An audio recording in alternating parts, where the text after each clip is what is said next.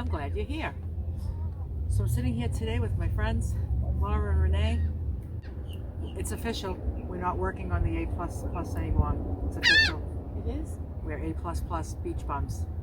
It's official. It is official. We've been graded.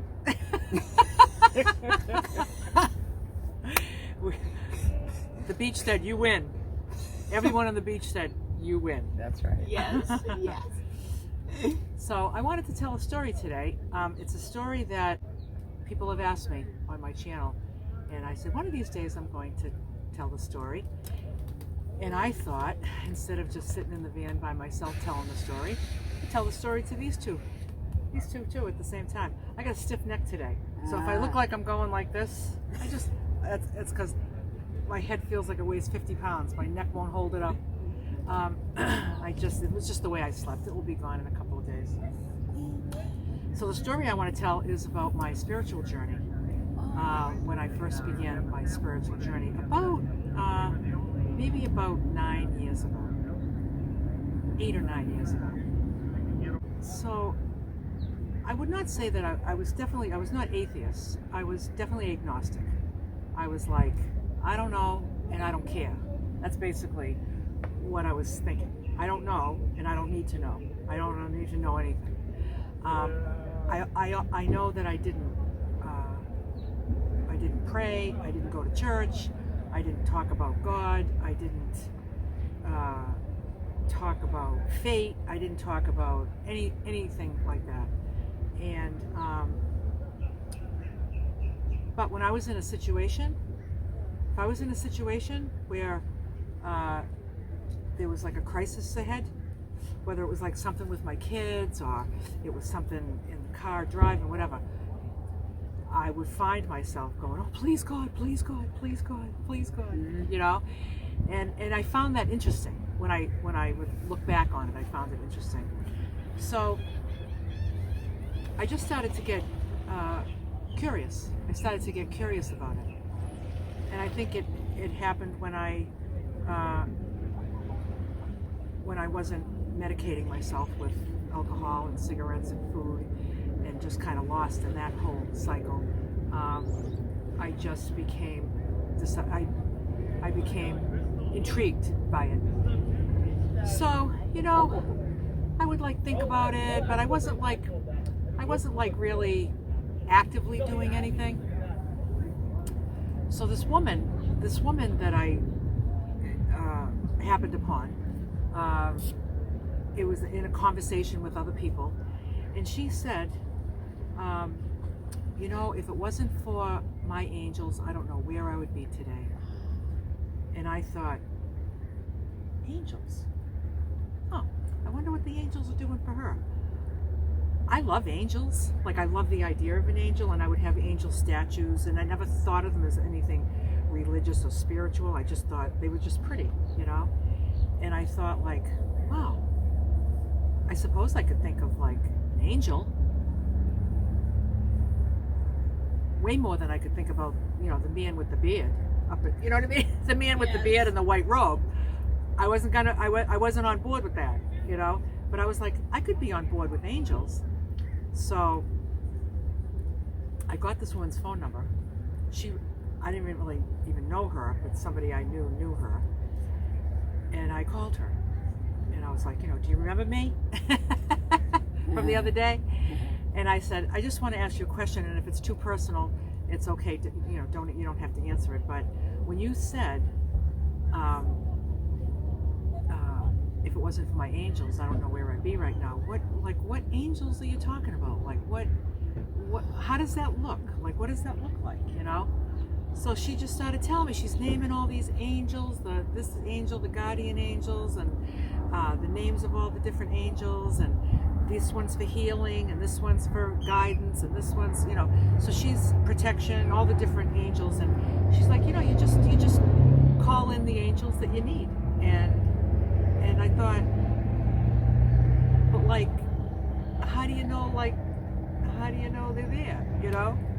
And she's like, well, they leave signs, you know, And I thought, oh man, you know, I thought I was going to be able to swallow that, you know, and I was interested enough that I got online I started Googling about angels and these ones that she mentioned. And I was just looking about how, like, what's the purpose of them? And what I gathered in my little mind, and what I was able to handle at that time, was that angels were like a liaison between God and me. And I also looked and said, you know, how do you know if the angels are present?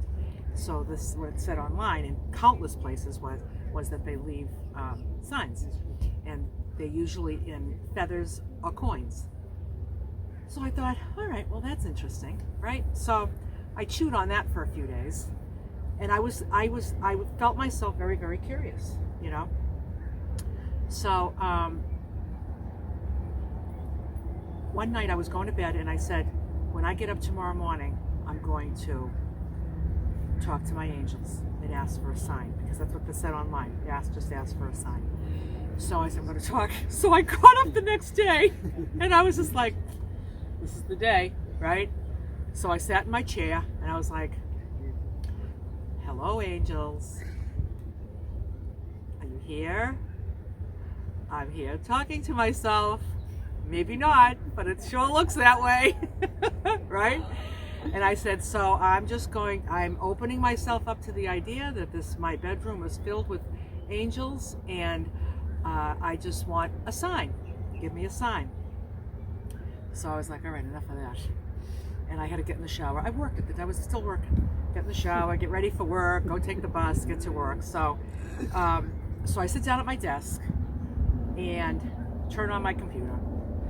And it was before 9 o'clock, so I wasn't on the clock yet. I was having my coffee and breakfast, and I just pulled up Facebook. So I pulled up Facebook, and the very first post by whoever it was, like the very last post that was posted, was a picture of one single feather. And I was just like, no. I was like, no, that's not a feather. That's a picture of a feather. That ain't it, right? So it was interesting to think about, but I was like, you know, that's a picture of a feather. So then, okay, so this was a Friday. So that Friday night, when I got home from work, I was going to a fundraiser in my city. It was December, and it was a Toys for Tots fundraiser. So you bring all the toys, and they collect all the toys, and then everybody's like drinking and dancing all night. But I have no problem dancing all night. But at this time, I wasn't drinking. But at this place where they have the fundraiser, I've done my share of drinking there. I probably kept them in business for a couple of years. Anyway, so when I got there, I pulled into the parking lot. The parking lot was packed. It was pouring rain, and I wanted to get a parking space up close, so I didn't have to walk in the rain, but it was packed with cars. So there was this one spot, I was like, it's close, but the reason it's available is because nobody's parking in it because it's a little too tight. And I tried, and I was like, I could probably fit, and then I'd have to slither out the door, and then, so I was like, no, I'm just gonna go right over there. I just pulled off to the side of the parking lot. It wasn't even a parking space, but it was off to the side. So now I'm getting my umbrella, I'm getting everything ready. So I open my door, and I get the umbrella open, and I'm just about to step out, and wasn't there a feather about this long, about a foot long, this big fat feather in December, right? And in the winter up in New England, right? And I was just like, oh my goodness, right? So I picked it up, and I got back in the car, and I was just sitting in there going like, I wonder if that was my angels, So I put it on the passenger seat, and I was like, I'll be back in a little while. Talking to my feather, I'll be back. I got some dancing to do. I'm sure you understand if you know me. So off I went for the night. I was like on a cloud. I just really felt like I was on a cloud. And it just felt so, at that time, I could have done what I've done all my life, saying, ah, you know, but I just decided to entertain the idea and to be open and curious about it. So went home. I was thrilled. I kept the feather, and then my daughter, at the time, she was living in California. This is before she went to school in Iowa. She was living in California. She was woofing on a woofing farm, WOOF. It stands for Worldwide Organization of Organic Farming.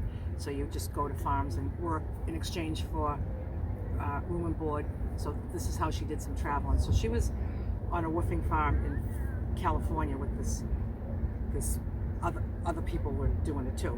So she meets this boy. His name was JP, and they ended up becoming a couple. So they made a trip out to my house, right? So the two of them came, so we met JP. It was very nice and stuff. So I told them the story about my feather. It was just that weekend, right? I was like, you gotta hear the story about my feather, this feather. So I told them the whole story, and JP was like, wow, that's really fascinating, right? So now he had never been to Boston before, so she took him into Boston. They spent the whole day in Boston, and they come home, and he says, Lulu, I got to show you what the angels left for you today. In his pocket, he pulls out like 4 or 5 feathers that he found while he was in Boston. And I was like, I think those are your angels. And he goes, oh no, they're your angels. And he hands me the feathers. And I just felt this like overwhelming connection in some way, you know? And that was the beginning of my spiritual journey. And then what I did was I just continued to remain curious. So I started to open myself up more when I started reading. I started doing some reading on different things. I read Lorna Burns' book, Angels in My Hair. If you've never heard of that book, you might want to give that one a try. It's kind of a very, very interesting book about a woman who lives in Ireland that has been experiencing and seeing angels like she remembers it from her crib as an infant. She's like been on Oprah, and she's written some books and stuff about it. I found her books very fascinating. And then I just started reading other spiritual literature. And I remember somebody on Facebook asked somebody, asked this question to anybody. What book changed your life? What one book changed your life? So there were a whole bunch of answers. You know, everybody was chiming in about the book that changed their lives. And some of them I had heard of and some of them I hadn't. But one woman said Conversations with God. And I was like, for some reason that intrigued me.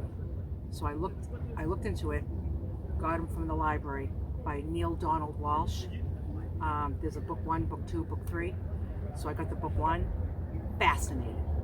Book 2, fascinated. Book 3, fascinated. It's just a back and forth dialogue. It's a back and forth dialogue with somebody struggling to believe certain things and understand things, I should say, more than believe, just to understand the world. And it really covers just about every topic you can think of. Any topic you can think of is discussed with God. So that, I'm going to say that was pivotal in my journey. It just opened me up even more. Then that summer, when I started gardening, like I do every year, I've been gardening for probably 25 years. It was like a whole different experience out there. I was like, what's going on out here? Has this been going on every year? Because I was so curious and paying such close attention to nature and just the nature of the universe, of the source, you know, that I was just noticing what was going on out there. It was absolutely fascinating. So when zucchinis grow, they don't need to be trellised. Some things need to be trellised. They just want to lay on the ground and they want to be covered with shade. So as the zucchini start, well, there's the big blossoms, and out of each blossom will come a zucchini. while before the zucchini start growing, the leaves grow, and they're this big. And if you touch them, they feel very, very uncomfortable to touch. Yes. They don't feel comfortable to touch, and it's just to protect it. Like, nature is freaking amazing. And so there they are. They've got their shade. Nothing's going to disturb it. No animals or anything, because it's uncomfortable to touch these leaves. Just amazing. Then the cucumbers. Now these are things that were growing all the time. Just never realized, but now the cucumbers grow. They need to kind of go up and hang. They don't want to lay on the ground, they rot. So as soon as the vine starts to grow, a sprout comes out, and that's where a cucumber is going to be. And on right out of that same sprout comes this big long thing that is a curly thing. So what it doesn't curl yet. First, I'll be out there looking, and it's like this, right? It's sticking out, and then it's reaching for something to hang on to. It can be the fence. It can be another plant. Sometimes they'll grow right up through, like, if I miss it, it will grow up right up the tomato plant, and it's grabbing all through the tomato plant. It will grab onto my hose if it's next to the house, and I've had to rip it off my hose before, you know. And basically, it's going up, and then as soon as it feels something, as soon as that thing feels something, it just wraps like this, like about maybe 6 or 7 times. Then the next, it continues the vine, another sprout of a cucumber, another tendril. And this is what goes on. And it just goes on forever. Who knew? Like, who knew? You know? Now, you know, we're taught with in gardening with tomatoes, you have tomato cages. So every tomato plant has a cage. They climb up, they come up one main stem, offshoots, and then the weight of the tomatoes, the cage holds it up, right? So, you know, I've had pretty good luck with that. But I'll tell you, the best luck I had with a tomato plant was this woman I worked with. She brought me in because we would talk about gardening, because she gardened too, and she did some tomatoes by seed, and she had this tomato variety that I had never heard of, and so she brought me in a couple of seedlings. Now I already had, my whole garden was all mapped out.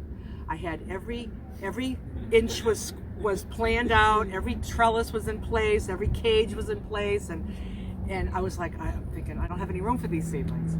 So I thanked her, I brought them home, and I was just like, you know something, I'm just gonna kind of stick them anywhere.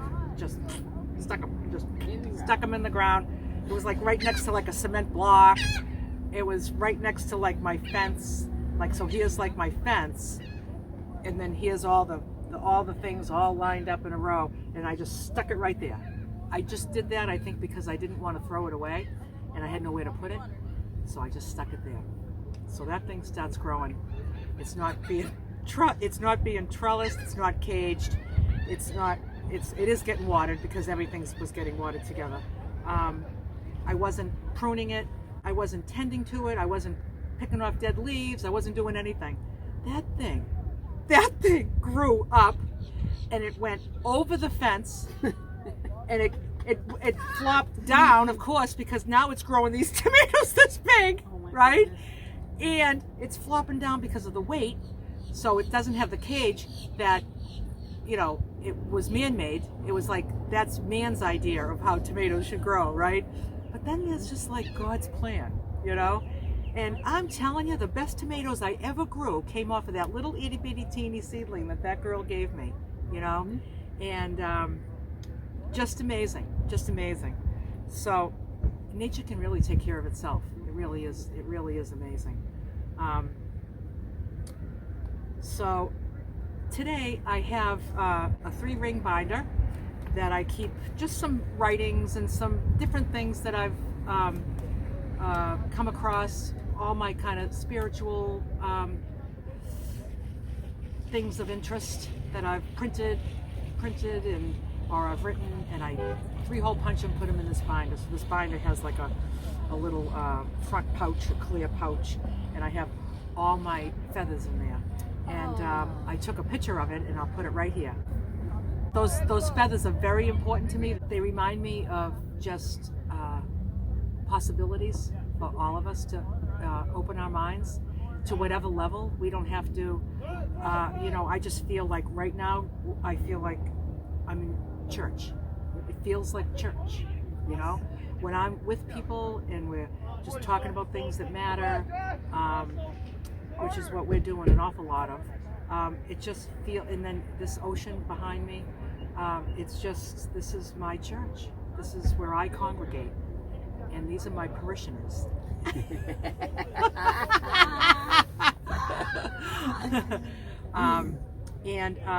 So then I opened my mind up to the Tao Te Ching, and I started studying that, Wayne Dyer's version of the Tao Te Ching. I've been through that book studying with people. This is I'm going to say my 4th time through it. Every time it's like a new book. I don't own a lot of books. I got rid of all my books, but I needed to own that book, and I needed to own Conversations with God, because I usually get everything at the library, but I found Conversations with God, the trilogy, in one book, so I have that one book at home, and maybe 2 other spiritual books, but other than that, I don't want any books. Anything I want to read, I just get at the library. I did some research on elementals, and I found that really fascinating, which kind of maybe explains what goes on out in my garden. If you really want to think about it, or you can say it's crazy, but if I have a liaison between me and God, and that's angels, the liaison between God and the plants would be the gnomes, because there's the earth, the fire, the water, the air, and there's an elemental for each one. So it's like, I just did some research on that I found really fascinating, and I printed everything, and I have everything. I have it with me. Actually, I think I have it with me. I'll show you guys later. I just researched each element, and then I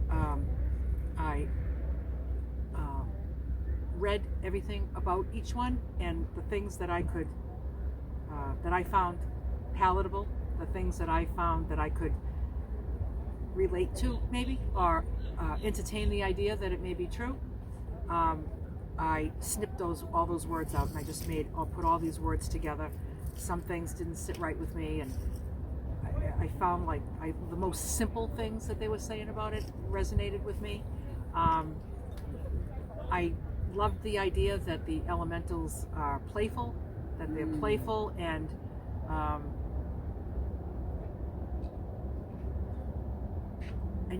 earth and the fire and the air and the water, it's just all of life. It's all of life.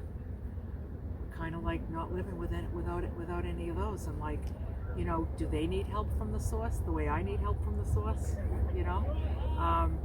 I think I just found this belief system of my own at just the right time. Perhaps I could have entertained the idea 30 years ago, and maybe my life would be different, but I don't want it to be different. It feels really good the way it is, and I found everything just exactly when I should have.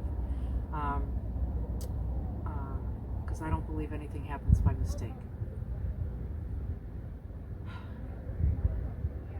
So thank you for listening, ladies, and being by my side as I talk about this very personal journey, personal story.